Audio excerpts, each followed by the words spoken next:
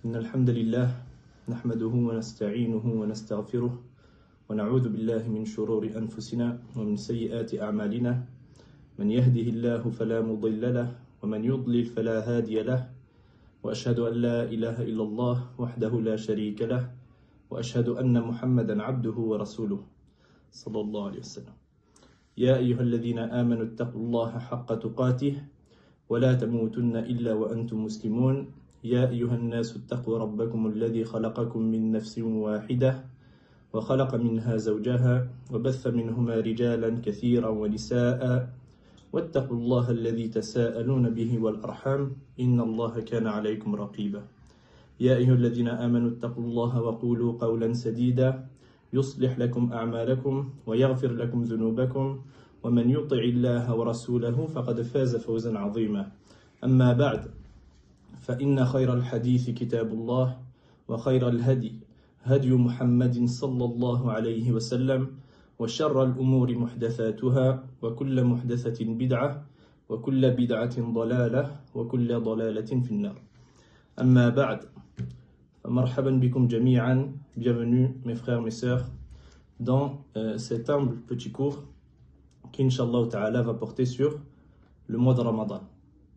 Le but de ce cours, c'est vraiment de pouvoir se préparer et se motiver au maximum avant le début de Ramadan, Inch'Allah, dans quelques jours. Bismillah. Donc ce cours, Inch'Allah, je vais le diviser en 4 parties. On va d'abord voir les mérites, ou certains mérites, du mois de Ramadan. Ensuite, on va voir quelles étaient les adorations des salafs pendant ce mois béni. Ensuite, on va voir la nuit du destin, et pourquoi cette nuit est une nuit aussi particulière. Et enfin, Inch'Allah Ta'ala, on finira avec des conseils pour profiter pleinement de son mois de Ramadan. Et cette partie-là sur les conseils, ce sera peut-être la partie la plus importante du cours. Donc, allez, je conseille à chacun de rester jusqu'à la fin du cours, Inch'Allah Ta'ala. Naam. Allah Ta'ala il dit Ya ayyuhalladhina amanu kutiba alaykumus siyam kama kutiba ala alladhina min qablikum لعلكم تتقون لتتقوا يعني Allah Ta'ala il dit ô vous qui croyez le jeûne vous est prescrit comme il fut prescrit à ceux qui vous ont précédés ainsi vous atteindrez la piété. Le jeûne il a été prescrit dans le but d'atteindre la piété. يعني quand Allah Ta'ala il dit لعلكم تتقون بمعنى لتتقوا afin que vous craigniez, afin que vous atteigniez la piété. نعم. Et pour atteindre la piété, on va faire les obligations d'Allah subhanahu wa ta'ala, comme le jeûne. Et on va s'éloigner des interdits. C'est de cette manière-là qu'on va atteindre la piété. Le mois de Ramadan, il contient énormément de mérites. On ne pourrait pas tous les citer dans un cours, on ne pourrait même pas tous les citer dans un livre. Les mérites du mois de Ramadan, ils sont immenses et nombreux. Mais Inch'Allah ta'ala, on va essayer d'en citer quelques-uns, Inch'Allah. Donc, parmi les mérites du mois de Ramadan, le fait que c'est le mois où a été révélé le Coran. Allah Ta'ala il dit Shahru Ramadan alladhi unzila fihi al-Qur'an. Le mois de Ramadan, durant lequel le Coran a été révélé. Donc, nous on sait que le Coran il a été révélé. Les savants ils ont divergé. Est-ce que le Coran il est descendu pendant le mois de Ramadan entièrement à ce qu'on appelle Baytul Izza, qui est une maison dans Sama Dunya, dans le ciel le plus bas de la terre, ou est-ce que c'est sa révélation qui a commencé pendant le mois de Ramadan? C'est une divergence entre les savants, mais ce qu'on sait, c'est qu'il a été révélé pendant le Ramadan, comme c'est venu dans le Coran. Et également, le mois de Ramadan, c'est un mois durant lequel les portes du paradis, elles sont ouvertes. Les portes de l'enfer, elles sont fermées. Et les diables les plus rebelles, ils sont enchaînés. Le prophète sallam il dit عن أبي هريرة إذا جاء رمضان فتحت أبواب الجنة وغلقت أبواب النار وصفدت الشياطين متفق عليه. صفدت يعني قيدت. Donc, le prophète sallam il dit, selon Abu Hurayra, lorsque vient le mois de Ramadan, les portes du paradis sont ouvertes. Les portes de l'enfer sont fermées. Et les diables sont enchaînés. Qu'est-ce que ça veut dire que les diables ils sont enchaînés? On entend souvent ce hadith. Est-ce que ça veut dire qu'ils ne peuvent plus avoir d'influence sur la personne pendant Ramadan? Les savants, ils ont divergé quant à l'explication de ce hadith. Parmi les explications, certains qui ont dit ce sont les djabs les plus rebelles qui sont enchaînés. Et ils se sont basés sur un autre hadith qui vient dans ce sens-là. Il y en a d'autres qui ont dit ils sont attachés, mais ils peuvent encore faire du mal. Mais leur mal, il est moindre que pendant les autres mois en dehors de Ramadan. Non. Également, parmi les mérites du mois de Ramadan, le fait que ce mois expie les petits péchés commis précédemment. Comme c'est venu dans le hadith, عن أبي هريرة رضي الله عنه قال رسول الله صلى الله عليه وسلم الصلوات الخمس والجمعة إلى الجمعة ورمضان إلى رمضان مكفرات لما بينهن إذا اجتنبت الكبائر رواه مسلم.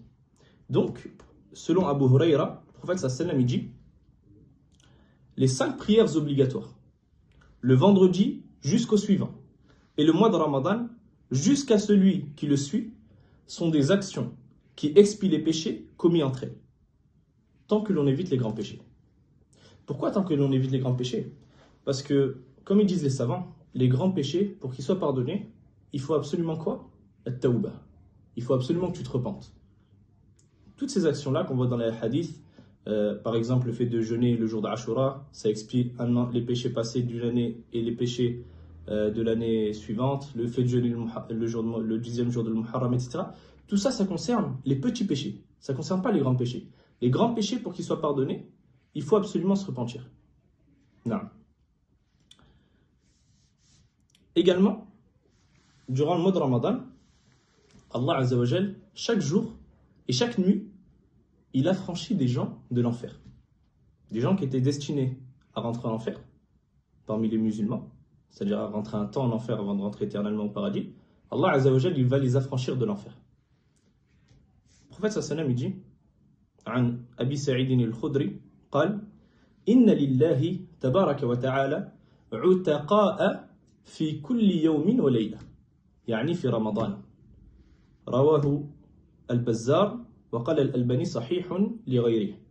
Donc, selon Abu Sa'id al-Khudri, le prophète sallallahu alayhi wa sallam a dit chaque jour et chaque nuit durant Ramadan, Allah tabaraka wa ta'ala a franchi des gens, c'est-à-dire il les a franchis de l'enfer.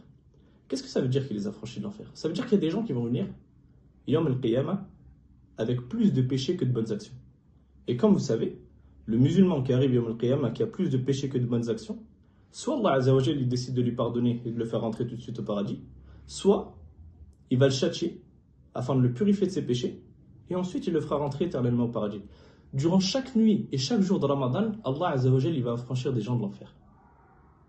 Et c'est pour ça que quand on sait ça, quand la personne sait ça, elle est obligée de fournir tous les efforts possibles pendant Ramadan, dans les adorations, dans sa sincérité, dans tout ce qu'elle peut faire de bien, pour espérer faire partie des personnes qu'Allah Azza wa Jal, il va affranchir du feu.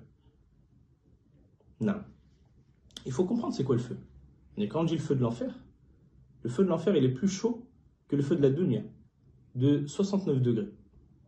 Donc celui qui a une occasion d'être affranchi de ce feu, du feu de l'enfer, il doit faire toutes les causes possibles et imaginables pour faire partie des gens de ce hadith. Non. Le prophète sallallahu alayhi wa sallam il dit également dans un autre hadith ففي الصحيحين عن أبي هريرة رضي الله عنه أن النبي صلى الله عليه وسلم قال من صام رمضان إيمانا واحتسابا غفر له ما تقدم من ذنبه. Le prophète sallallahu alayhi wa sallam il dit qu'il est rapporté dans les deux authentiques que, selon Abu Huraira, que le prophète sallallahu alayhi wa sallam a dit celui qui jeûne le mois de Ramadan avec foi et en espérant la récompense, ses péchés antérieurs lui sont pardonnés.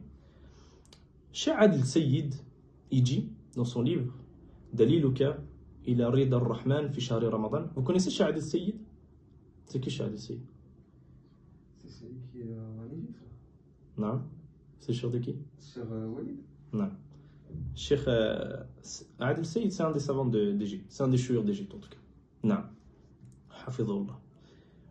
Cheikh Adil Sayyid, il dit donc, du coup dans son livre دليلك إلى رضا الرحمن concernant ce hadith في الصفحة السابعة إيمانا بالله ورضا لفرضية الصوم عليه واحتسابا لثوابه وأجره لم يكن كارها لفرضه ولا شاكا لثوابه وأجره فإن الله يغفر له ما تقدم من ذنبه. Donc il dit, Cheikh Adil Sayyid, dans son explication de ce hadith, il dit, en ayant foi, donc le hadith c'est quoi? Celui qui jeûne le mois de Ramadan avec foi et en espérant la récompense, ses péchés antérieurs lui sont pardonnés. Donc il dit, Cheikh Adil Sayyid, en ayant foi en Allah,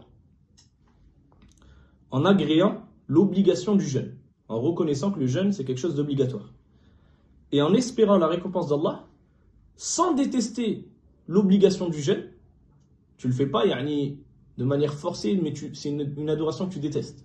Sans détester l'obligation du jeûne, ni douter sur sa récompense, tu es certain qu'Allah subhanahu wa ta'ala il va te récompenser pour ce jeûne. Alors Allah lui pardonne tous ses péchés précédents. Et là, une fois de plus, on parle des petits péchés. Tous tes petits péchés te sont pardonnés. Subhanallah. Le mois de Ramadan, il n'a pas d'égal. Inch'Allah, pour finir cette première partie sur les mérites du mois de Ramadan, on va lire un hadith.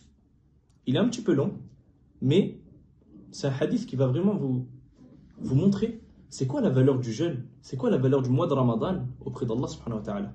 Parce que le mois de Ramadan, c'est un mois que le musulman de manière générale, il respecte et il honore. C'est rare que tu vas voir un musulman qui ne jeûne pas. Tu peux voir un musulman qui ne prie pas, mais tu verras rarement un musulman qui ne jeûne pas.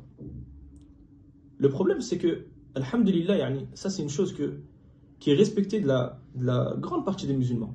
Mais qui a vraiment compris c'est quoi la valeur du jeûne auprès d'Allah subhanahu wa ta'ala? Pourquoi Allah azza wa jalla il en a fait un pilier de l'islam?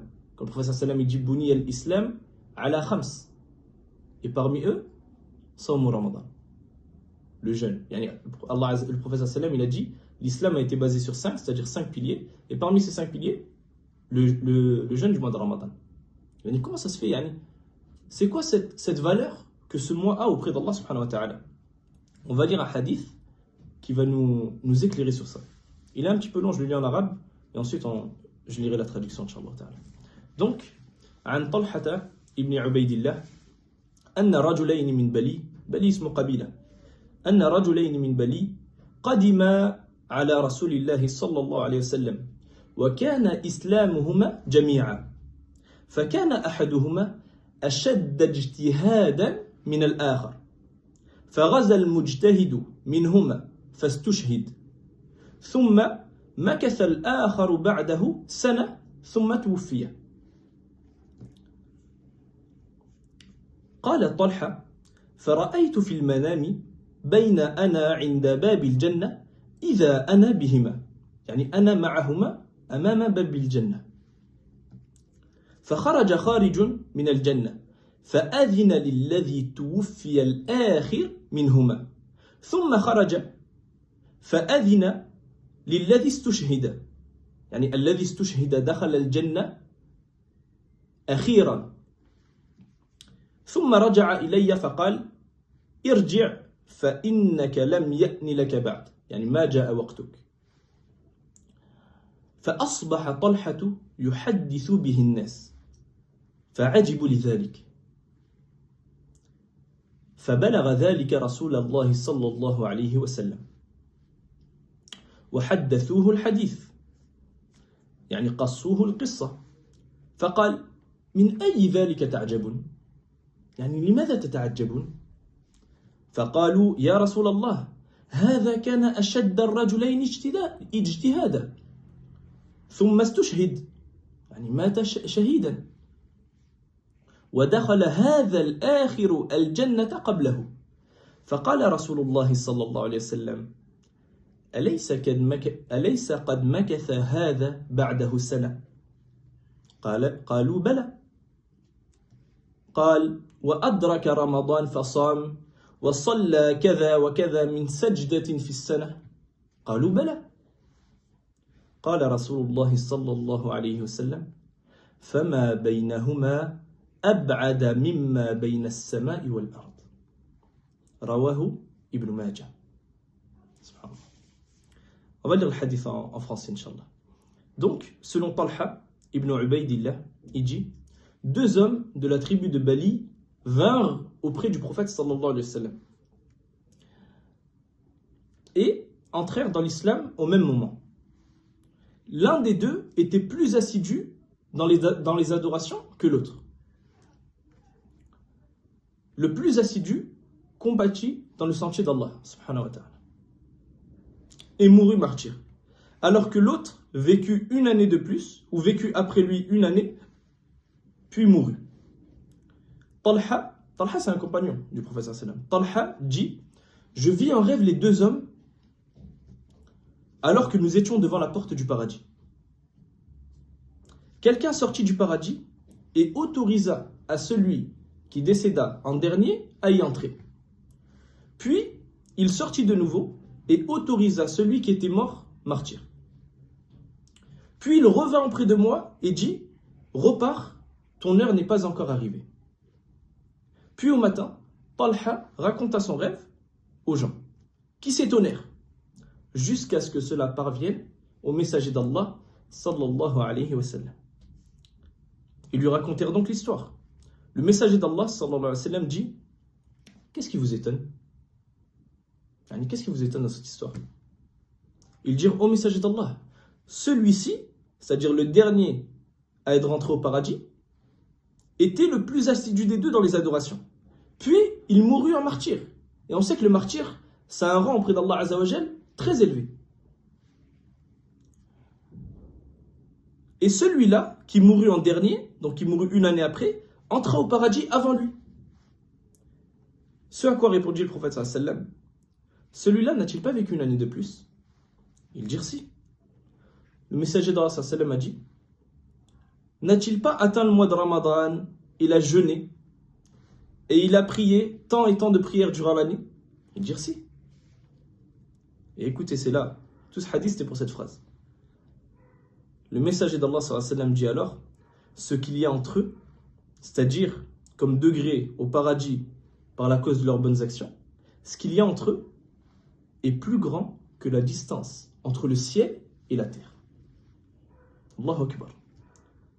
Yani, 1 année, il a vécu 1 année de plus.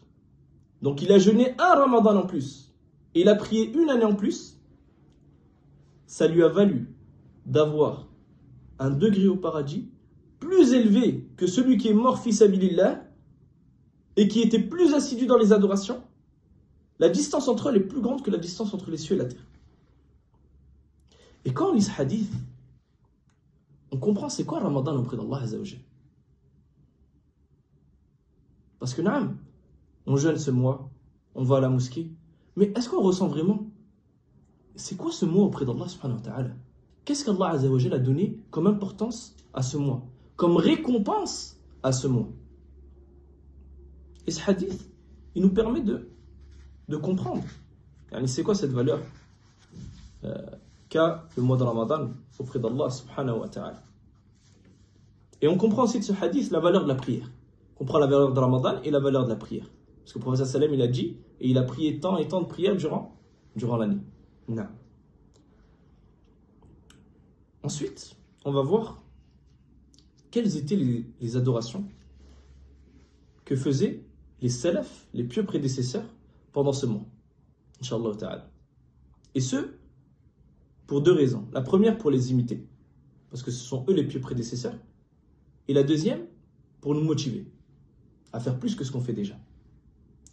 Ibrahim, il rapporte, concernant la lecture du Coran pendant le Ramadan. C'était quoi l'importance qu'ils donnaient les salafs au Coran pendant le mois de Ramadan? Ibrahim, il rapporte, Al-Aswad clôturait la récitation du Coran tous les 2 jours pendant le mois de Ramadan. Tous les 2 jours, il finissait le Coran. Et il dormait entre les prières du Maghrib et du Isha. En dehors du mois de Ramadan, il récitait le Coran intégralement en 6 jours. Et ce athar, cette parole des salafs, on peut en tirer 2 faïdas. On peut en tirer bien plus, mais 2 faïdas principales. La première, c'est quoi? C'est que les salafs, malgré qu'ils donnaient de l'importance au Coran toute l'année, ils en donnaient encore plus pendant le Ramadan. Yani, Al-Aswad, toute l'année, il finissait le Coran tous les 6 jours. Mais pendant Ramadan, il le finissait tous les 2 jours. Il donnait une importance encore plus grande au Coran. Non. J'ai réuni les deux fawaïd que je voulais vous donner. Et concernant ça, je sais qu'il y a des gens qui se disent, ça parce que moi je me disais la même chose avant de venir en Égypte. Il y a des gens qui se disent ça, c'est les salafs. Nous on ne peut pas faire pareil. Quand on entend ce genre de paroles sur les salafs, on se dit ça. Non, mais les salafs ils faisaient ça, mais c'est comme si c'était des êtres humains pas comme nous. Nous on ne peut pas faire ça. Wallahi on peut. Je connais personnellement une personne, ici en Égypte, qui finissait le Coran tous les 3 jours. Tous les 3 jours, il finissait le Coran. Et pendant Ramadan, il le finissait tous les 2 jours. Et ça, c'est des gens que je connais personnellement. C'est pas une histoire fantastique que j'ai entendue, de Foulan, il a dit. Là, c'est une personne que je connais, que je côtoie. Il finit le Coran pendant Ramadan tous les 2 jours. Comment c'est possible? Tu t'assois du Fajr jusqu'au Isha, tu récites. Après lui, il est hafiz, il a mémorisé le Coran. Mais c'est possible. Ces paroles qu'on lit des salafs, c'est des choses qui sont possibles. Non. Sallam ibn Abi Muti' il rapporte Qatada clôturait la récitation du Coran en 7 jours. Et lorsqu'arrivait Ramadan, en 3 jours. Et lors des 10 dernières nuits, il finissait combien de fois? Toutes les nuits. Là, une fois de plus, on comprend quoi? Que toute l'année, les salafs donnaient de l'importance au Coran. Toute l'année, ils le finissaient chaque semaine. Pendant Ramadan, tous les 3 jours. Les 10 dernières nuits, toutes les nuits. Et on pourrait se demander, le prophète sallam, il n'a pas interdit de lire le Coran en moins de 3 jours. Comme ils ont dit les savants, ça c'est durant toute l'année. Il est conseillé de ne pas finir en moins de 3 jours. Pour pouvoir le comprendre ce qu'on lit. Mais pendant Ramadan, les salafs, ils ont mis une exception, on va dire. C'est rapporté de beaucoup de salafs qui finissaient le Coran en moins de 3 jours pendant Ramadan. Et ce, à cause de l'importance de la lecture du Coran pendant le mois de Ramadan. Non. Uthman ibn Affan, il dit, une parole que j'aime bien, il dit, si nos cœurs étaient purs, ils ne se rassasieraient pas de la parole d'Allah subhanahu wa ta'ala. Parce qu'il y a des personnes qui peuvent se demander, comment tu peux finir le Coran en 2 jours? Comment tu arrives à lire 300 pages par jour? Et le problème, il ne vient pas de la force, du physique. Non, je suis trop fatigué. Non, ça ne vient pas de ça. Ça vient de la force de l'iman, de la foi. La foi que tu as dans ton cœur. Et la pureté de ton cœur. Nous, nos cœurs, ils sont remplis de péchés. Nos cœurs, ils sont remplis de péchés. Comment tu veux ressentir ladhata qira'ati al-Qur'an? Yani là, ce goût magnifique qu'a la récitation du Coran. Le Coran, c'est la parole d'Allah subhanahu wa ta'ala. Allah ta'ala, il a parlé. Bisawtin wa harf. Il a dit des sons, des lettres, il a parlé avec le Coran. Si nos cœurs, ils étaient purs, et ça, c'est pas ma parole, c'est la parole de Uthman ibn Affan, le calife Uthman ibn Affan. Si nos cœurs, ils étaient purs, ils ne se rassasieraient pas de la lecture du Coran. C'est pour ça que chacun connaît sa situation. Chacun doit se remettre en question. Est-ce que quand je lis le Coran, je prends du plaisir? Si tu ne prends pas de plaisir dans le Coran, soit tu ne comprends pas la langue arabe, dans ce cas-là, ça va être dur de prendre du plaisir sur une chose que tu ne comprends pas, et ça c'est normal, d'où l'importance de l'apprentissage de la langue arabe, soit tu dois remettre ton cœur en question, la pureté de ton cœur en question. Non. Et moi le premier, je ne parle pas de vous, je parle de moi le premier. Non. Al-Rabi' ibn Sulayman, il rapporte, pendant le mois de Ramadan, Al-Shafi'i, combien de fois finissait le Coran Al-Shafi'i pendant le Ramadan? 30 fois. 30? J'ai fait tous les 3 jours. Donc 10 fois? 10 fois. Shafi'i. L'imam Shafi'i finissait intégralement le Coran 60 fois pendant le Ramadan. Il le finissait 2 fois par jour. Ça t'impressionne? Ibn Abi Hatim, il rapporte cette parole en ajoutant et tout ceci en prière. L'imam Shafi'i, il finissait le Coran 2 fois par jour en prière pendant le mois de Ramadan. Aïna nahnu minhum. Non. Ça, j'ai pas vu quelqu'un finir 2 fois par jour. Inch'Allah, bismillah, on espère qu'on verra une personne finir le Coran 2 fois par jour dans le Ramadan. Non. Et justement, concernant la prière de nuit, la prière de nuit, elle a une valeur particulière auprès d'Allah subhanahu wa ta'ala. Mais encore plus pendant le mois de Ramadan. La prière de nuit, elle est encore plus importante pendant le mois de Ramadan. C'est pour ça qu'on prie Tarawih, qu'on prie Tahajjud, cet effort qu'on fait la nuit, après avoir dormi, qu'on se réveille, qu'on prie avant le Fajr, etc. C'est parce que la prière de nuit, elle a une valeur particulière auprès d'Allah subhanahu wa ta'ala. قال علي بن بكار منذ 40 سنة ما أحزنني إلا طلوع الفجر. Ali ibn Bakkar, il dit, depuis 40 ans, rien ne m'a attristé si ce n'est le lever du soleil. Qu'est-ce que veut dire cette parole? Que le temps du Fajr, il a une valeur azim. Non. Il dit quoi? Il dit, depuis 40 ans, rien ne m'a attristé si ce n'est le lever du soleil. Il n'y a rien qui l'a attristé, il n'était jamais triste. Sauf quand il voyait le soleil qui commençait à se lever. Plus prier la nuit. Hassan. Quand il voyait le soleil se lever, ça veut dire que le temps de la prière de nuit était fini. Et il aimait tellement prier la nuit, il aimait tellement cette adoration, que quand il voyait le soleil, il était attristé. Et ça, on voit, Yani, qu'est-ce qui attristait les salafs? C'était pas les mêmes choses que nous. Subhanallah.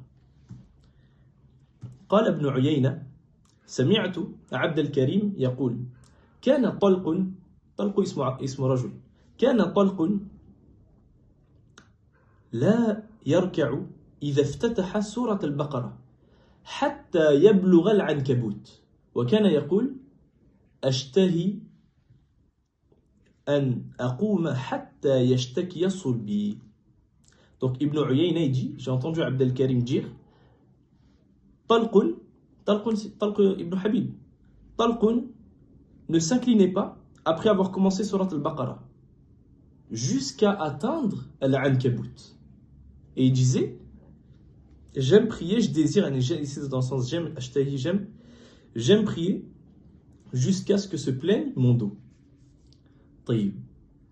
Qu'est-ce qu'elle veut dire cette parole? Elle veut dire quand il faisait son takbir, commençait une salat, Allahu Akbar, il commençait à réciter le Fatiha, puis réciter Surat al-Baqarah, et il ne s'arrêtait pas, il ne s'inclinait pas, il ne se mettait pas en recours jusqu'à ce qu'il ait atteint l'Ankabut.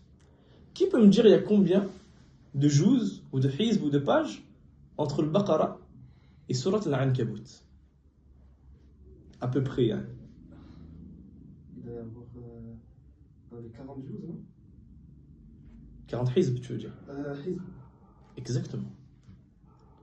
Il y a 40 hizb, il y a 400 pages, il y a 2 tiers du Coran. Entre Surat al-Baqarah et Surat al-Ankabut, il y a 2 tiers du Coran. Ça veut dire que quand il commençait sa prière, Talq, il ne s'inclinait pas tant qu'il n'avait pas récité au moins 2 tiers du Coran en une raka'a. Et il disait quoi? Les gens peuvent se dire oui, mais lui il avait pas mal, il avait l'habitude. Il disait j'aime prier jusqu'à ce que se plaigne mon dos. Il avait mal. Voilà qui. Il savait c'était quoi la valeur de cette adoration, de la prière de nuit. Non. Et c'est pour ça que pendant le mois de Ramadan, le musulman, il donne une attention toute particulière à la prière de nuit. Et il s'efforce de participer à la prière du Tarawih, de rajouter des raka'at chez lui, s'il est d'avis que tu peux prier plus que 11 raka'at, il y a une petite divergence entre les savants sur ça. Mais celui qui est d'avis que tu peux prier plus, Inch'Allah, Allah Ta'ala, c'est l'avis le plus juste. Tu rajoutes des raka'at chez toi.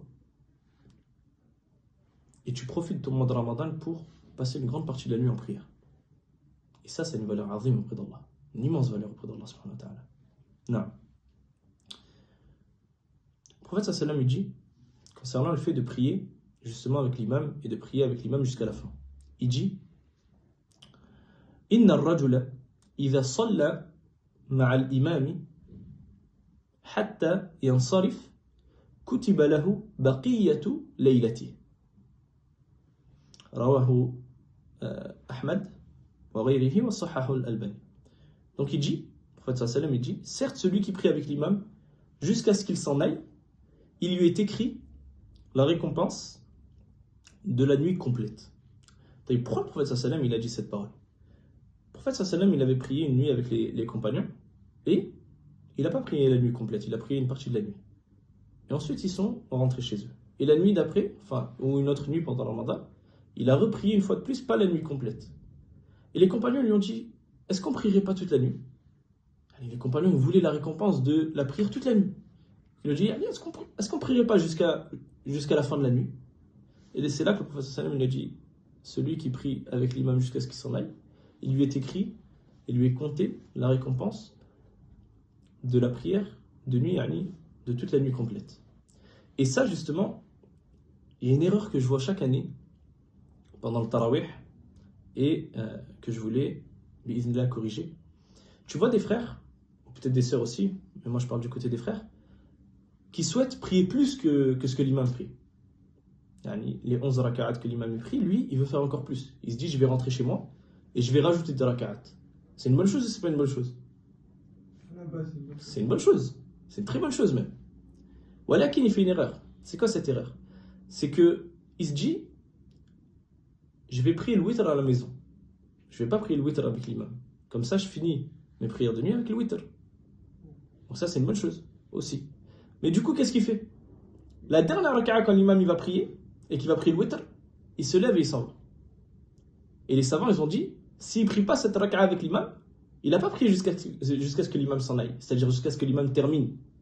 Et donc, du coup, il ne lui a pas écrit la récompense de la prière de toute la nuit. Taïb. Qu'est-ce qu'il doit faire alors? Qu'est-ce qu'il doit faire? Les savants, ils ont dit deux choses. Ils ont dit, soit il met l'intention, quand l'imam va prier al-witr, en une raka'a, il met l'intention de prier deux prières surérogatoires. Donc l'imam, il va prier, il va faire une raka'a. Il va s'asseoir, il va faire le tashahhud, il va faire son taslim, les salutations finales. Quand il fait son taslim, toi tu te lèves et tu rajoutes une raka'a pour que ça te fasse deux. Ensuite, tu fais ton tashahhud, tu fais ton taslim. De cette manière, tu auras prié toute la prière avec l'imam et tu n'auras pas pris le witr. Donc tu pourras rentrer chez toi et continuer à prier et ensuite prier le witr. Ou sinon, ils ont dit, il prie le witr avec l'imam et quand il rentre chez lui, il peut continuer à prier. Le mieux, c'est de finir avec le witr, de prier le witr à la fin, en dernier. Mais si vraiment, par exemple, il a oublié, il s'est pas levé pour acheter une raka'a ou quoi, et il rentre chez lui et il s'est souvenu qu'il a prié le witr avec l'imam et il veut encore prier, est-ce que c'est interdit pour lui de prier? Non, il peut prier, il n'y a pas de mal. Mais le mieux, c'est de finir avec le witr, Inch'Allah. Non. Le mois de Ramadan, c'est aussi le mois de la générosité. Et c'était le mois où le prophète sallam, il était le plus généreux. Ibn Abbas, il dit, كان رسول الله صلى الله عليه وسلم أجود الناس بالخير وكان أجود ما يكون في رمضان. Donc il disait quoi? Ibn Abbas, il disait, le prophète sallam était la personne la plus généreuse dans le bien, dans les bonnes choses. C'est la personne la plus généreuse. Et pendant Ramadan, et le moment où il était le plus généreux était le mois de Ramadan. Et dans le hadith, c'était ma yakunu wa kana ajwada ma yakunu fi shahri Ramadan. Ana qultu fi Ramadan, fi shahri Ramadan. Non. Donc, on comprend quoi de ce hadith? Premièrement, c'est que toute l'année, le prophète sallallahu alayhi wa sallam, il était généreux. C'était la plus généreuse des personnes. Toute l'année, il était généreux. Donc, le musulman, parmi ses caractéristiques, il y a le fait qu'il doit être généreux. C'est une des caractéristiques du musulman, la générosité. Ensuite, on comprend aussi de ce hadith que le prophète sallallahu alayhi wa sallam, il était encore plus généreux pendant ce mois-là, pendant le mois de Ramadan. Et parmi les œuvres par lesquelles le musulman peut se distinguer et prendre des récompenses pendant le mois de Ramadan, le fait de nourrir un jeûneur. Le fait de nourrir un jeûneur. Et encore plus s'il est pauvre. Tu réunis deux biens. Tu as nourri un jeûneur et tu as nourri un pauvre. Le prophète sallallahu alayhi wa sallam, il dit عن زيد ibn Khalid al-Juhani قال رسول الله صلى الله عليه وسلم من فطر صائما كان له مثل أجره غير أنه لا ينقص من أجر الصائم شيئا رواه الترمذي وصححه الألباني. Donc Zayd ibn Khalid al-Juhani dit que le prophète sallallahu alayhi wa sallam a dit: celui qui nourrit un jeûneur a la même récompense que lui, sans que cela n'enlève rien à la récompense du jeûneur. Et ce hadith, on l'entend tous les ans. On l'entend dans les khotab avant le Ramadan, dans les prêches que les imams y font. On l'entend dans les cours. On l'entend tout le temps. Tout le monde connaît ce hadith. Mais qui l'a vraiment compris? Parce qu'il y a beaucoup de hadiths, il y a beaucoup d'ayats qu'on connaît, que notre cerveau a compris. Mais est-ce qu'ils ont atteint notre cœur? Si tu veux le savoir, c'est simple. Combien t'as nourri de jeûneurs l'année dernière? Chacun il se pose cette question. Combien j'ai nourri de jeûneurs l'année dernière? Et on a lu le hadith avant. Maintenant, on sait c'est quoi la valeur du jeûne auprès d'Allah Azza wa Jal, la valeur du mois de Ramadan auprès d'Allah Azza wa Jal. Toi, tu as la possibilité d'avoir la même récompense qu'un jeûneur. On sait déjà que la récompense d'un seul jeûneur, elle est immense auprès d'Allah subhanahu wa ta'ala. Un seul jeûneur. Toi, si tu nourris un jeûneur pendant Ramadan, tu as la même récompense que lui. Si tu en nourris deux, tu as 2 fois cette récompense. Tu en nourris 100, tu as 100 fois cette récompense. Et aujourd'hui, c'est devenu facile. Il y a des frères qui ramassent pour nourrir des gens, que ce soit en Égypte, en Arabie, au Maroc, au Gabon, dans tous les pays musulmans. Tu vas avoir des gens de confiance. Après, il faut bien chercher les personnes à qui donner. Mais aujourd'hui, c'est devenu facile de... Et c'est pas que des pauvres. Tu peux inviter ton voisin. Tu peux inviter ton frère. Tu peux inviter des gens de ta famille. Chaque fois que tu nourris un jeûneur, tu prends la même récompense que lui. Et ça veut dire quoi nourrir un jeûneur? Les savants, ils ont divergé. Est-ce que c'est le fait de lui donner ce avec quoi il va rompre son jeûne? Ou est-ce que c'est le fait de le nourrir? Et est-ce qu'il faut lui donner juste de quoi rompre son jeûne? Ou bien il faut qu'il soit rassasié? Les savants, ils ont divergé, mais le plus sûr, c'est de lui donner de quoi être rassasié. Lui donner un repas qui lui permet de rompre son jeûne et d'être rassasié après avoir rompu son jeûne. C'est pour ça que chacun...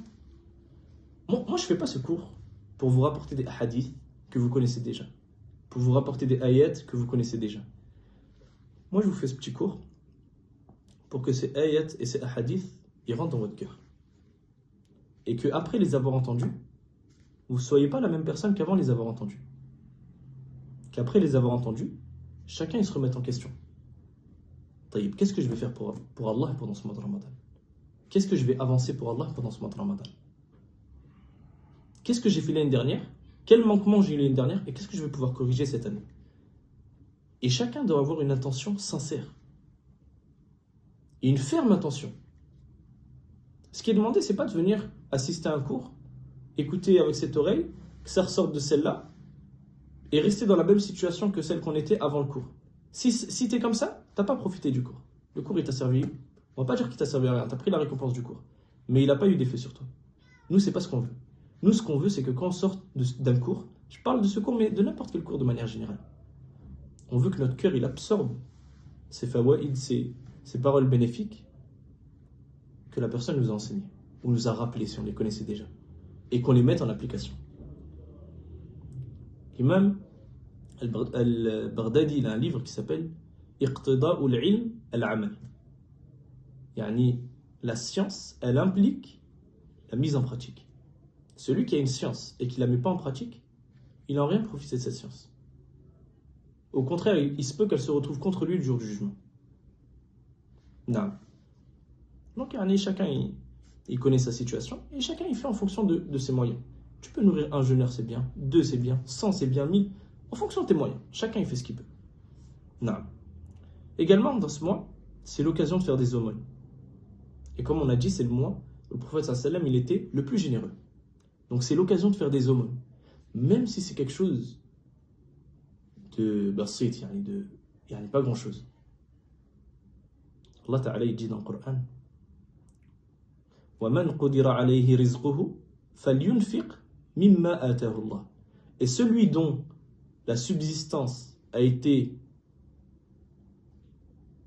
réduite, ضيقت يعني قدر يعني ضيق يعني elle a été restreinte, qu'il dépense de ce qu'Allah subhanahu wa ta'ala lui a donné. C'est-à-dire que même celui qui n'a pas de grands moyens, il peut dépenser en fonction de ce qu'Allah lui a donné. Même un petit peu. Tu donnes 1 euro par-ci, tu donnes un petit repas par-là, tu donnes ce que tu veux. Non. Et ce mois, le mois de Ramadan, c'est un mois où les récompenses, elles sont multipliées. Encore plus que les autres mois. Parce que vous savez que les bonnes actions, elles sont multipliées toute l'année. Qui peut me donner un dalil, que ce soit dans le Coran ou dans la Sunna, qui nous dit que les bonnes actions, elles sont multipliées. Et que les péchés, eux, ils ne sont pas multipliés. Il y a des ayats. Dis-le en français si tu veux. Tu m'avais dit la dernière fois, mais comme quoi, si tu fais une bonne action, ça peut être multiplié par 10, mais il y en a qui peuvent la multiplier par ce qu'ils ont. Non. Allah Ta'ala, il dit dans Surat Al-An'am, il dit Man ja'a bil hasanati falahu ashru amthaliha. Celui qui vient avec la bonne action, il en a 10 équivalentes. Wa man ja'a bis sayyi'ati fala yujza illa mithlaha wa hum la yuzlamun. Et celui qui vient avec un péché, il ne sera récompensé que de celui-ci. Il ne sera pas multiplié. Wa hum la yuzlamun. Et ils ne subiront aucune injustice. Donc on sait que Allah Azza wa Jalla il multiplie au minimum par 10. On a une autre ayah où Allah Ta'ala il dit dans Surat Al-Baqarah مثل الذين ينفقون أموالهم في سبيل الله كمثل حبة أنبتت 7 سنابل في كل سنبلة 100 حبة والله يضاعف لمن يشاء مثل الذين ينفقون أموالهم في سبيل الله. Ceux qui dépensent leurs biens dans le sentier d'Allah subhanahu wa ta'ala. كمثل حبة, ils sont comme un grain. أنبتت 7 سنابل, qui a fait pousser 7 épis. في كل سنبلة 100 حبة. Dans chaque épi, 100 graines. Wallahu yudha'ifu liman yasha. Allah il multiplie, il augmente, il multiplie à qui il veut. C'est-à-dire si tu as 7 épis avec 100 grains par épi, ça fait combien? 700. C'est-à-dire qu'Allah Azza wa Jalla, il peut multiplier ta bonne action de 10 à 700. Il aime, masha'Allah, plus, jusqu'à ce qu'Allah il décide. Pendant Ramadan, les bonnes actions, elles sont encore plus multipliées qu'en dehors de Ramadan. Taïb. Walakin, la valeur des péchés, elle est aussi multipliée encore plus pendant Ramadan qu'en dehors de Ramadan. C'est-à-dire qu'un péché commis pendant le mois de Ramadan, il sera plus lourd dans ta balance que ce même péché commis en dehors de Ramadan. Pourquoi? Déjà parce que pendant Ramadan, tu es moins tenté de faire des péchés. Pourquoi tu es moins tenté? Déjà parce que les shayatines les plus rebelles, ils sont attachés. Que c'est un mois où les adorations, elles sont multipliées auprès des gens.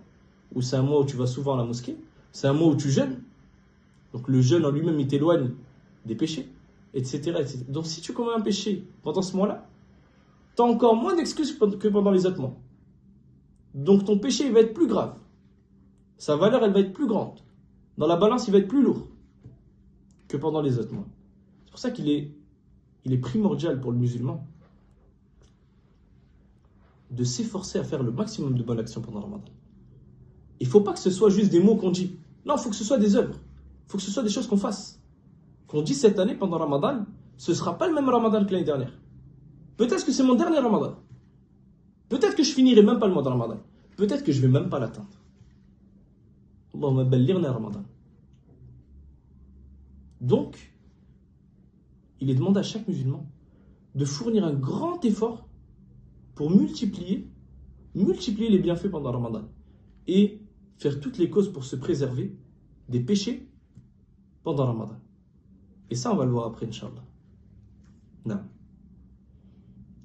Le prophète sallam, il dit concernant l'aumône, kullu mri'in fi dhilli sadaqati. Qu'est-ce que ça veut dire? Toute personne, tout homme, toute personne, elle sera dans l'ombre de sa bonne action. C'est-à-dire, yawm al-qiyamah, quand le soleil se rapprochera, qu'il fera chaud, une chaleur extrême, les gens, le musulman, il sera dans l'ombre de ses sadaqat qu'il a fait, de ses aumônes qu'il a faites. Plus tu multiplies les aumônes, et plus tu seras dans une bonne situation ce jour-là. Non. Et également, ce qu'il est demandé, c'est de s'inquiéter de la situation de ses proches et des gens qu'on connaît. Il y a des gens qui ne mangent pas à leur faim. Moi, j'ai connu des étudiants ici en Égypte qui ne mangeaient pas tous les jours. Un jour sur deux. Parfois pendant 3 jours, ils ne mangent pas. Il y a des gens qui sont en difficulté. Mais ils ne te le diront jamais. Nous, en tant que musulmans, il nous est demandé de chercher, de faire cet effort, de demander. Et c'est pas juste demander, Akhi, ça va, t'as besoin de quelque chose? Non, barakallahu fik. Non, n'importe quelle personne que tu vas lui demander, t'as besoin de quelque chose, il va te dire, non, j'ai pas besoin. Allah Ta'ala, il dit dans le Coran, يَحْسَبُهُمُ الْجَاهِلُ أَغْنِيَا مِنَ التَّعَفُّفِ. Le riche, il les pense, يَحْسَبُهُمُ الْجَاهِلُ. Celui qui ignore, il les pense riches, مِنَ التَّعَفُّفِ, du fait qu'ils sont dignes dans leur attitude. يَحْسَبُهُمُ الْجَاهِلُ أَغْنِيَاءَ مِنَ التَّعَفُّفِ تَعْرِفُهُمْ بِسِيمَاهُمْ. Tu les reconnais par leurs caractéristiques. لَا يَسْأَلُونَ النَّاسَ إِلْحَافًا. Ils ne demandent pas aux gens afin de ne pas les importuner. Les savants, ils ont dit تَعْرِفُهُمْ بِسِيمَاهُمْ. Tu les reconnais par leurs caractéristiques, c'est-à-dire que ils vont avoir des habits usés, ils vont avoir le teint pâle parce qu'ils mangent peu, c'est possible qu'ils soient amaigris, etc., etc. Tous les signes qui montrent la pauvreté. Toi, il t'est demandé de chercher sur la situation de ton frère. Que ce soit tes frères de sang, ta famille, tes amis, les gens qui sont partis étudier, etc., etc. Fais des vrais efforts pour savoir c'est quoi leur situation. Et s'ils sont dans une situation difficile, alors il faut les aider. Inch'Allah ta'ala. Non. Et enfin, parmi les adorations que auxquelles les salafs donnaient de l'attention, toute particulière pendant Ramadan, le dhikr, l'évocation. L'évocation, on doit en faire toute l'année. Toute l'année, tu fais du dhikr. Et le meilleur des dhikr, c'est quoi? C'est le Coran. Il n'y a pas un meilleur dhikr que le Coran. Et après le Coran, il y a tous les azkars qu'on a l'habitude d'entendre, que ce soit les évocations du matin, les évocations du soir, le fait de dire Subhanallah, Alhamdulillah, La ilaha illallah, Allahu Akbar, etc., etc. Ça, pendant Ramadan, il faut leur donner une attention toute particulière. Et le dhikr, c'est quelque chose de facile. Le dhikr, c'est pas quelque chose de difficile. Tu peux être là, ta langue elle bouge, tu es en train de faire du dhikr, personne t'entend. Peut-être même que personne te voit, si ce n'est Allah subhanahu wa ta'ala. Et tu as pris une récompense azima, immense. Le prophète sallam, il dit dans un hadith, selon Abu Huraira de mes souvenirs, Kalimatani khafifatani ala al-lisan, thaqilatani fi al-mizan, habibatani ila ar-Rahman, subhanallah wa bihamdihi, subhanallah al-azim.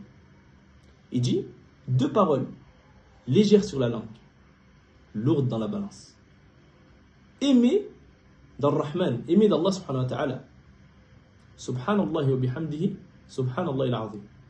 2 paroles simples. Subhanallah wa bihamdihi, subhanallah al-azim. Qu'est-ce que ça m'a coûté là de prononcer ça? Ça m'a même pas fatigué. Tu peux même le prononcer sans qu'on entende un son élevé de ta bouche. Voilà. Il t'est écrit une récompense dans ta balance qui est lourde. Et ça, c'est pas ma parole, c'est la parole du prophète sallallahu. Alors, qu'est-ce qu'il en est de la personne qui répète ça pendant 10 minutes, 15 minutes, 1 heure, plusieurs heures dans la journée? Certains salafs, ce qu'ils faisaient, c'est qu'ils se mettaient des objectifs. Ils se disaient, par exemple, s'il était en train d'aller à la mosquée, il disait de ma maison jusqu'à tel café, je vais faire du dhikr. Alors il faisait du dhikr. Il fallait qu'il atteigne jusqu'à ce café qu'il voyait. Dès qu'il arrive au café, il disait vas-y, de ce café jusqu'à la salle par exemple de sport, je vais faire du dhikr. Et il faisait du dhikr. Ainsi jusqu'à ce qu'il arrive à la mosquée. Il s'est retrouvé de chez lui jusqu'à la mosquée, il a fait du dhikr tout le long. Chacun il peut trouver des petites techniques pour se rappeler. Tu peux mettre des réveils. Je me rappelle une fois, quand je travaillais dans le magasin de téléphonie de mon frère à l'époque, j'étais en train de réparer un téléphone, un écran. Et d'un coup, le réveil il a sonné. Et il y avait écrit quoi? Tu dois jeûner. Il y avait marqué tu dois jeûner demain. Dans demain, c'était un lundi ou un jeudi. Il y a marqué tu dois jeûner. Le frère Hafidallah, il avait mis un réveil pour se rappeler qu'il devait jeûner le lendemain. Chacun, il a des petites techniques pour se rappeler de ses adorations et multiplier les adorations. Surtout ces adorations-là qui sont faciles. Et ça, c'est des choses qu'on va regretter. quand tu vois la personne, elle passe 2 heures sur son téléphone, et elle n'a pas passé 5 minutes à évoquer Allah subhanahu wa ta'ala. Alors que pourtant, ce n'est pas quelque chose de fatigant. Mais c'est quelque chose qu'on doit mettre dans notre quotidien pour pouvoir y penser de manière constante et ne pas oublier. Sinon, on va oublier. Non. Ensuite, on va voir, Inch'Allah ta'ala, la nuit du destin. C'est quoi la nuit du destin? Quelle valeur elle a la nuit du destin auprès d'Allah subhanahu wa ta'ala? Allah ta'ala il dit dans le Coran, Laylatul Qadri khayrun min alfi shahr. La nuit du destin, elle est meilleure que 1000 mois. 1000 mois, ça fait combien en année? Ça fait plus de 83 ans. Taïb. Qu'est-ce que ça veut dire que la nuit du destin est meilleure que 1000 mois? Les savants, ils ont dit, si tu fais une adoration tous les jours, par exemple, tu pries 2 rak'ah, tu pries 2 unités de prière, tous les jours, si ce n'est pendant les nuits du destin, tous les jours, tu pries 2 unités de prière, et pendant 83 ans, et pendant la nuit du destin, tu pries 2 rak'ah. Tes 2 rak'ah que tu as priées pendant la nuit du destin, elles te feront obtenir une plus grande récompense que tes 2 rak'ah que tu as priées pendant 83 ans tous les jours, en dehors des nuits du destin. Et ça, c'est la même chose que ce que je disais tout à l'heure. Tout le monde sait, si tu demandes même à un enfant, c'est quoi la valeur de la nuit du destin, il va te dire elle est meilleure que 1000 mois. Tout le monde le sait. Mais qui l'a compris? Tout le monde l'a compris. Qui l'a compris avec son cœur? Pas avec sa tête. Qui l'a compris avec son cœur? Qui, les 10 dernières nuits de Ramadan, il accorde son temps à Allah subhanahu wa ta'ala, à l'adoration d'Allah subhanahu wa ta'ala. Qui a vraiment compris que cette nuit, tu dois faire tous les efforts possibles pour l'atteindre? Les 10 dernières nuits. Le prophète sallam, il nous a dit dans un hadith que la nuit du destin, elle va avoir lieu une nuit impaire. Avant ça, je voulais citer une parole de Cheikh Ibn Baz avant ça. قال العلامة الشيخ ابن باز رحمه الله تعالى وصح عن رسول الله صلى الله عليه وسلم أنه قال من قام ليلة القدر إيمانا واحتسابا غفر له ما تقدم من ذنبه متفق على صحته وقيامه, c'est toujours Cheikh Ibn Baz qui parle, il dit وقيامه يكون بالصلاة والذكر والدعاء وقراءة القرآن وغير ذلك من وجوه الخير. Donc Cheikh Ibn Baz, le grand savant Cheikh Ibn Baz, il y avait qui comme élève de Cheikh Ibn Baz qui est connu? Un grand savant. Cheikh al-Uthaymin. Cheikh Ibn Baz il dit, il est authentiquement rapporté du messager d'Allah qu'il a dit, celui qui fait des adorations durant la nuit du destin, avec foi et en espérant les récompenses, ses péchés antérieurs lui sont pardonnés. Donc la nuit du destin, elle a une valeur particulière par rapport aux autres nuits. Le mois de Ramadan, c'est le meilleur mois de l'année. Les 10 dernières nuits, c'est les 10 meilleures nuits de l'année. La nuit du destin, c'est la meilleure nuit de l'année. Taïb. Et comme je disais il y a 2 secondes, le prophète sallam il nous a informé dans des hadiths qu'elle avait lieu une nuit impaire. Et chaque année, tu vois des musulmans, pareil, qui font cette erreur de fournir des grands efforts que dans les nuits impaires. Pourquoi c'est une erreur? On vient de dire que la nuit du destin a lieu pendant les nuits impaires. Alors pourquoi ce serait une erreur de fournir des efforts que dans les nuits impaires et de délaisser les efforts dans les autres nuits ou d'en faire moins? C'est une erreur pour 2 raisons. La première, parce que c'est pas ce que le prophète sallam faisait et les salafs. Et la deuxième, et c'est la raison, on va dire, la plus importante, c'est que tu sais pas c'est quelle nuit, les nuits impaires et les nuits paires. Pourquoi tu sais pas c'est quelle nuit? Parce que déjà les salafs, ils ont divergé sur comment on compte les nuits. Est-ce qu'on commence à partir de la première nuit? Le premier jour de Ramadan, la première nuit, c'est une nuit impaire, et ensuite paire, ou bien on compte à partir de la 30e et on descend. Et dans ce cas-là, le calcul il sera inversé. Dans un, par exemple, le premier ça va être pair, et dans l'autre ça va être le deuxième qui va être pair. Et c'est muhim. En fonction de si tu commences par la première ou par la dernière en commençant par la 30e nuit, en considérant qu'il y a 30 nuits dans le mois, ce ne sera pas le même calcul. Ça c'est la première chose. La deuxième chose qu'ils ont dit les savants, C'est qu'ils ont dit, on n'est pas sûr d'être rentré dans le mois de Ramadan le jour où on est rentré dans le mois de Ramadan. Qu'est-ce que ça veut dire? Ça veut dire que, admettons, la nuit de samedi. Là, il me semble qu'ils ont dit, le Ramadan sera soit dimanche, soit lundi. Il me semble. Taïb. La nuit du samedi à dimanche, on va regarder, est-ce qu'on voit le croissant de lune pour voir est-ce qu'on est rentré dans le mois de Ramadan. Sahih? Taïb. Si le ciel il est couvert, on fait comment? Tu vas jeûner le jour d'après. Tu vas pas jeûner le dimanche, tu vas jeûner le lundi. Parce que tu n'as pas vu la lune. Taïb. Mais il se peut qu'il y avait la lune. Et qu'il y avait juste des nuages et qu'on l'a pas vu. Et du coup, tu vas jeûner 29 jours. Mais il se peut que cette année, le mois de Ramadan, c'était 30 jours. Et donc, ce que toi, tu considères comme étant le premier jour de Ramadan, en réalité, c'était le deuxième. Donc, Shar'an, c'est juste ce que tu as fait. Il n'y a pas de problème. Mais dans la réalité, le premier jour, c'était pas le premier jour. C'était le deuxième de Ramadan. Donc, les nuits impaires, ce ne sera pas les mêmes. Vous avez compris ou pas? Tout ça pour dire quoi? Tout ça pour dire les 10 dernières nuits, tu fournis des efforts. Tu sors du doute. Si les 10 dernières nuits, tu fournis des efforts, tu es sûr d'avoir atteint la nuit du destin. Et comme on a dit, la nuit du destin, c'est pas une nuit normale. C'est pas une nuit normale. La nuit du destin, si tu pries 2 rak'ah, c'est meilleur que 4. Est-ce que vous savez ce que ça veut dire mieux que 1000 mois? Ça veut dire que la personne, elle a adoré Allah toute sa vie. Elle a vécu, on va dire, 80 ans. Elle a adoré Allah toute sa vie. Si elle avait adoré Allah avec les mêmes adorations une seule nuit, cette nuit-là, la nuit du destin, sa récompense, elle aurait été plus grande que toute l'adoration qu'il a fait toute sa vie. Pour une nuit. Celui qui a vraiment compris ça, il va fournir des efforts immenses les 10 dernières nuits.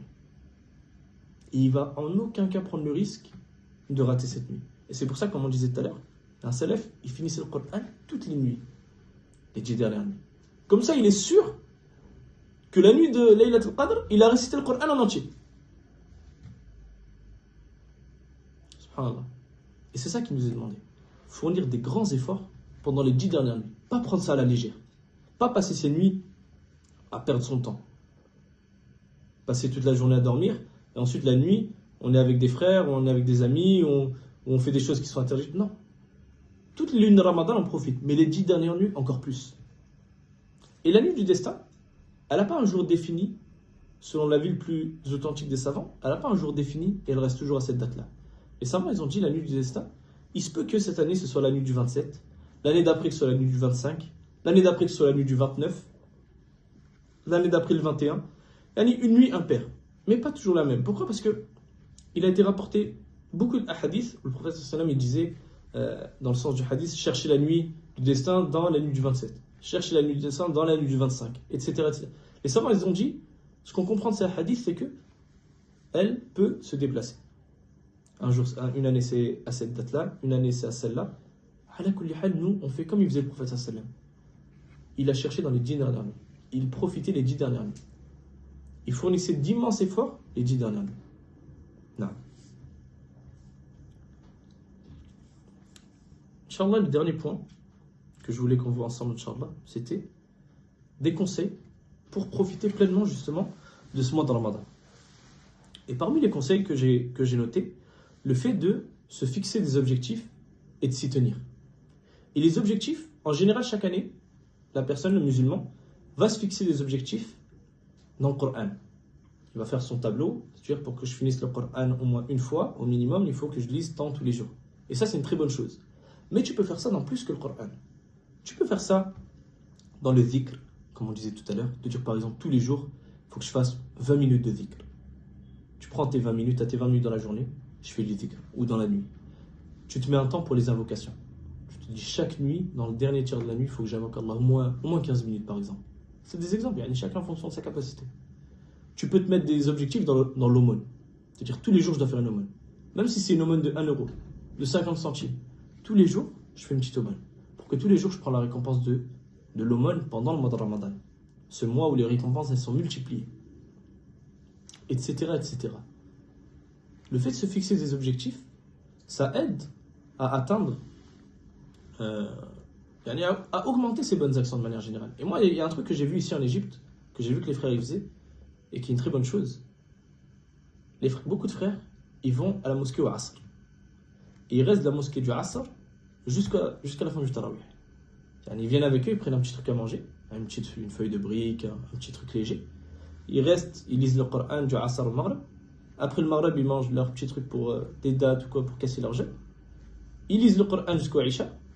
Ils prient le Isha, ils prient le tarawih et après ils rentrent chez eux.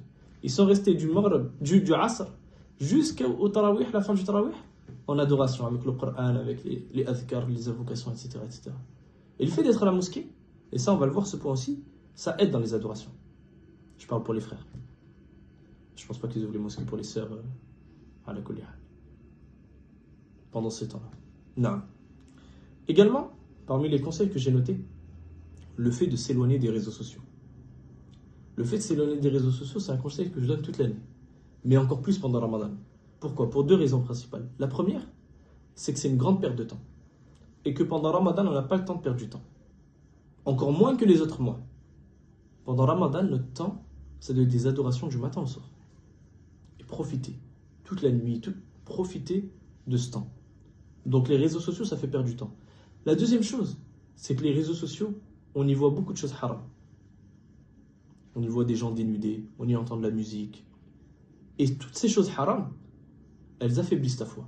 Et si ta foi, elle faiblit, tes adorations, elles faiblissent. Ta force que tu vas avoir pour lire le Coran, pour faire des adorations, elle va faiblir. Et un péché, il engendre un autre péché. Alors qu'une bonne action, elle va engendrer une autre bonne action. Tu vas soit être dans un cercle vicieux, soit être dans un cercle vertueux. À toi de choisir dans quel cercle tu veux être. Même toute l'année, tu peux être sur les réseaux sociaux. Même si toi, tu vois que tu fais du bien sur les réseaux. Tu lis des rappels, etc. Sache que ça va te faire perdre du temps. Tu veux lire des rappels, lis des rappels sur les réseaux sociaux après Ramadan, pas pendant Ramadan. Même si moi, personnellement moi, je déconseille les réseaux de manière mutlaqan, de manière totale. Je déconseille les réseaux. Certains, ils voient qu'il y a du bien dans les réseaux. Il peut y avoir du bien. Moi, je vois que il est meilleur pour la personne d'avoir aucun réseau social. Non. Parmi les choses qui éloignent d'Allah subhanahu wa ta'ala et qui affaiblit le musulman pendant le mois de Ramadan, la musique et les films. Et subhanallah, les films, il y a quelque chose de ajib, il y a quelque chose d'étonnant qu'on voit chaque année pendant le mois de Ramadan concernant les films. C'est qu'ils font des séries, et ça c'est surtout dans les pays arabes. En France, comme c'est pas un pays musulman, ils font pas ça, mais dans les pays arabes, ils font des séries spéciales au Ramadan. Alors toi, tu te dis quoi? Allahumma barik. Ils vont nous faire une série où ils vont nous enseigner les ahkam, les règles du Ramadan. On va augmenter notre foi avec ces séries. Là, wallahi là. Ça va être des séries, les feux de l'amour tunisiens, ou algériens, ou marocains, ou égyptiens. Cette personne devait se marier avec telle personne, mais il y a une autre qui est venue. De la perte de temps et du haram. Et ça, pourquoi je vous parle de ça? Je sais que la plupart des gens dans ce canal, les gens qui écoutent le cours, ils font pas ça. Ils regardent pas des films. Ils regardent pas encore moins ces films-là, et encore moins pendant Ramadan. Mais il y a des gens qui le font. C'est qui ces gens? Pour beaucoup d'entre nous, c'est nos mamans. Si vous regardez les mamans, parfois même les papas, pendant Ramadan, ils perdent leur temps le soir, devant la télé, en train de regarder des séries qui sont haram, et qui font baisser leur foi. Et c'est pour ça qu'il est demandé à tout musulman c'est un da'i, tout musulman c'est un prêcheur. Il ne faut pas penser que le prêcheur, c'est que celui qui est parti étudier la science, qui donne des cours. Non, toi tu es un prêcheur dans ta famille. Tu as des enfants, tu es un prêcheur avec tes enfants. Tu es un prêcheur avec ta mère. Si tu vois ta mère faire des choses comme ça, c'est ton devoir de lui apprendre. Il se peut qu'elle ne sache même pas que c'est haram. Il se peut qu'elle ne se rende pas compte que c'est une perte de temps. Pourquoi? Parce qu'ils ont grandi comme ça. Et quand tu as grandi dans une chose, si on ne t'apprend pas que c'est faux, eh ben tu vas rester sur cette chose. Et c'est pour ça que nous, notre devoir, c'est en premier lieu de se réformer, et ensuite de réformer les autres. Bihikma, avec sagesse, avec douceur. C'est pas c'est haram, non. Bihikma, en parlant de manière douce, afin que la personne accepte le rappel. Chaque fois que vous faites un rappel, faites-le de la manière que vous aimeriez le recevoir. Est-ce que vous aimeriez qu'on soit dur avec vous? Qu'on soit ferme? Non. Préférez que la personne vous parle d'une manière douce. Faites la même chose. Et soyez une cause de bien. Il se peut que votre mère, votre père, votre frère, votre soeur Délaisse cette chose pendant Ramadan et qu'il vous soit inscrit une récompense azima. Parce qu'il va délaisser ça pour du bien. Et tu vas prendre la même récompense que lui. Parce que c'est toi qui lui as indiqué ce bien-là. Donc ça, c'est pas des choses à négliger. Et la musique, c'est la même chose. La musique, il y a des savants qui disent qu'il y a deux choses qui ne peuvent pas se réunir dans un seul et même corps. Un seul et même cœur, à la fois. L'amour du Coran et l'amour de la musique. Et ça, c'est des choses qui sont réelles. La personne qui écoute de la musique, elle ne peut pas avoir l'amour du Coran dans son cœur. Elle va te dire, si, moi j'écoute de la musique, mais j'aime le Coran. Taïb. Combien tu as lu du Coran aujourd'hui? Combien tu as lu du Coran cette semaine ou ce mois? Et chacun se pose cette question. Si une personne écoute de la musique, taïb, combien tu as lu du Coran? Et vous verrez que chaque fois, il aura lu très très peu s'il a lu quelque chose. Pourquoi? Parce que la musique, elle tue le cœur. Et c'est pour ça qu'elle est haram. Et que les gens qui disent que la musique c'est halal, ils se trompent. On va juste dire qu'ils se trompent pour garder le bon soupçon sur nos frères. Mais leur parole, elle est fausse, elle est bertée là. La musique c'est haram. Comme c'est venu chez les salafs. Non. Parmi les choses et les erreurs qu'on voit aussi pendant Ramadan, et ça concerne nos sœurs particulièrement, le fait de passer un trop grand temps dans la cuisine. Au point où le mois de Ramadan, c'est devenu un mois qu'on a dédié pour la nourriture. Il faut que pendant Ramadan, on ait la plus belle table possible. Il faut qu'on ait 5, 6, 7 repas différents. C'est pas ça le but de Ramadan. C'est même le contraire du but de Ramadan. À la base, Ramadan, on va manger moins que les autres mois. Si tu demandes à n'importe quel boucher quel mois dans l'année tu travailles le plus, il va te dire Ramadan. Et ça, c'est pas normal. C'est le contraire de ce qu'il devrait avoir. On ne dit pas que tu dois manger deux dates et tu manges rien d'autre. Non, cuisine de manière normale. Le problème, c'est quoi? Il y a deux problèmes là-dedans. Le premier, c'est que tu vas trop manger. Et si tu manges trop, tu vas être lourd pour les adorations. Et la personne, elle le sait, quand elle a trop mangé au Maghreb, elle arrive au Isha, elle veut juste que l'imam il s'arrête pour qu'il rentre chez lui parce qu'il est fatigué, parce qu'il a trop mangé. Le fait de manger trop, ça te ralentit dans tes adorations.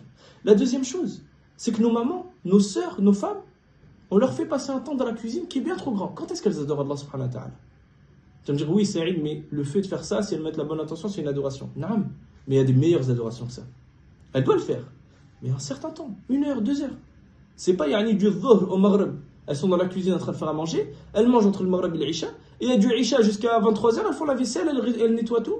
Quand est-ce qu'elles adorent Allah subhanahu wa ta'ala? Quand est-ce qu'elles lisent le Coran?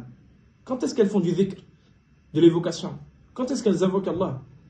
Non, nous on doit les faciliter. Les hommes, ils doivent faciliter leurs femmes, leurs épouses, leurs mères, dans le mois de Ramadan pour qu'elles fassent des adorations. On ne doit pas les alourdir avec des choses qui sont secondaires. Et encore pire si ça conduit à du gaspillage. Si on fait trop à manger qu'on gaspille. Non. Également, parmi les conseils que j'ai notés, le fait de fréquenter des gens pieux. Et ça, pareil, ça c'est toute l'année, mais encore plus pendant Ramadan. Pourquoi? Parce que toi, tu vas faire ce qu'ils font les personnes avec qui tu restes.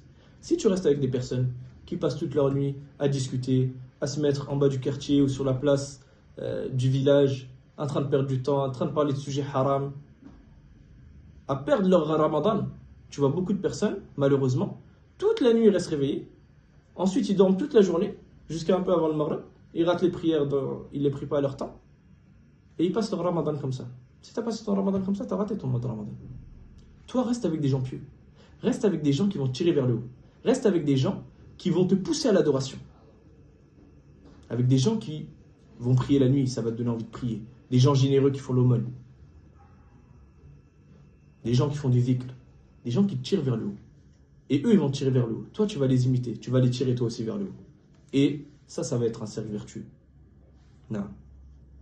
Et également, pour les hommes, le fait de fréquenter un maximum la mosquée. La mosquée, c'est un endroit moubarak. C'est un endroit qui est béni. Lorsque la personne, elle fréquente la mosquée, sa foi, elle augmente. C'est pour ça que quand tu fais une adoration à la mosquée, c'est pas la même chose que quand tu l'as fait chez toi. Quand tu te poses chez toi et que tu lis le Coran, tu ressens pas la même chose que quand tu es assis à la mosquée et que tu lis le Coran. Quand tu es dans la mosquée, tu vas avoir honte de certaines choses.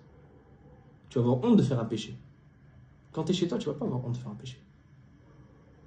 C'est pour ça que plus tu peux passer de temps à la mosquée, mieux c'est. Et encore plus pendant Ramadan.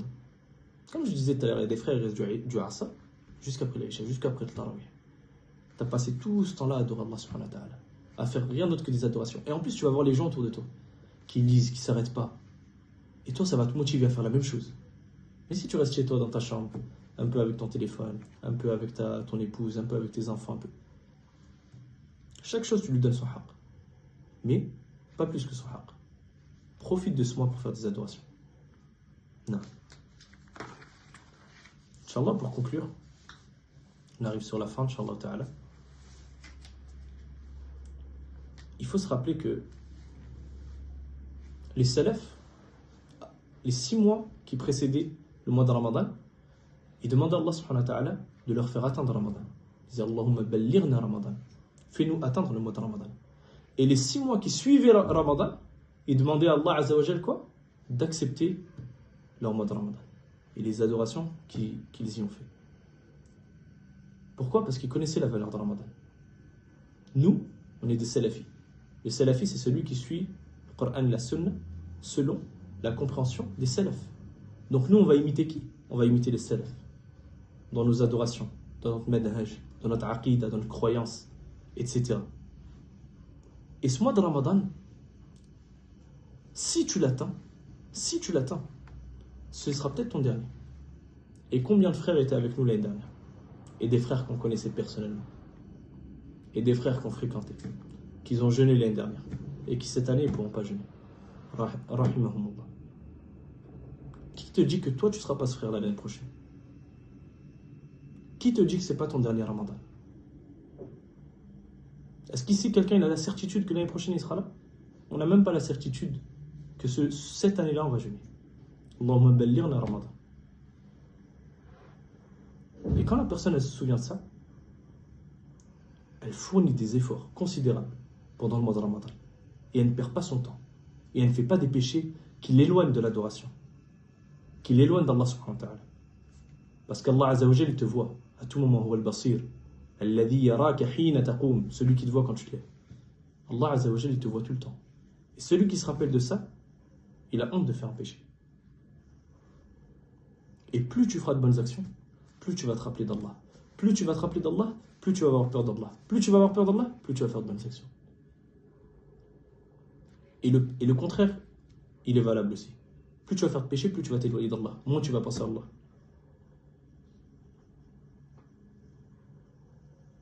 Non. Il faut qu'on arrête de repousser. Il faut qu'on arrête de repousser. Qu'on arrête de se dire à partir de demain, je vais commencer ça. Et ce demain, il n'arrive jamais. Il faut qu'on œuvre maintenant. Tant qu'on est encore vivant. Si là, tout de suite, l'ange de la mort, il vient et qu'il te prend ton âme, tu ne pourras rien faire. Et ce sera trop tard. Le voile, il va être levé. Tu vas voir l'ange de la mort. Tu vas être enterré. On va t'asseoir. On va te poser des questions. Tu ne pourras plus œuvrer. Ce sera fini. Aujourd'hui, tu es encore vivant. Le mois de Ramadan, il est dans quelques jours. Si tu ne te réveilles pas maintenant et que tu n'œuvres pas maintenant, quand est-ce que tu vas œuvrer? سبحانك اللهم وبحمدك واشهد ان لا اله الا انت استغفرك واتوب اليك وبارك الله فيكم لحسن استماعكم. Qu'Allah vous récompense pour votre écoute attentive. On espère qu'elle est attentive. Et je demande à Allah subhanahu wa ta'ala de nous faire atteindre le mois de Ramadan. Amin. D'accepter nos œuvres et de nous motiver dans l'adoration afin qu'on se rapproche de lui. On demande à Allah Azza wa Jal d'accepter nos œuvres et de nous faire entrer dans son vaste paradis. Barakallahu fikum. Et Inch'Allah, on va se contenter de ça pour aujourd'hui, Inch'Allah. Barakallahu fikum. Assalamu alaikum wa rahmatullahi wa barakatuh.